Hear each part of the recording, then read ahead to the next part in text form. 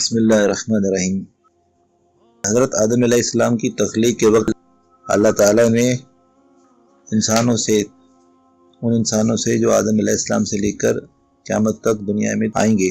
یہ عہد لے لیا تھا، اس بات کا اقرار لے لیا تھا کہ وہ دنیا میں جانے کے بعد ایک اللہ تعالیٰ کی بندگی و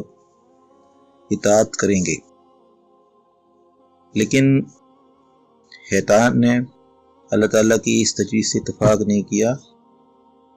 اور آدم علیہ السلام کو سجدہ کرنے سے انکار کر دیا، اور اس نے اللہ تعالیٰ سے یہ اجازت طلب کر لی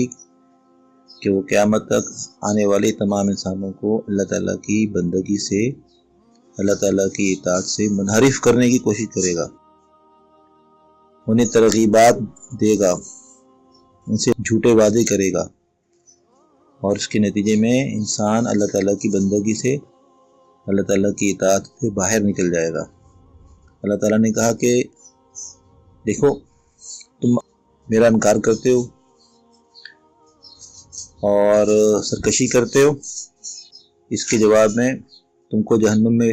اور ان لوگوں کو جو تمہاری بندگی و پرستش کریں گے اور میری بندگی سے انکار کریں گے، ان کو تم سمیت جہنم سے بھر دوں گا۔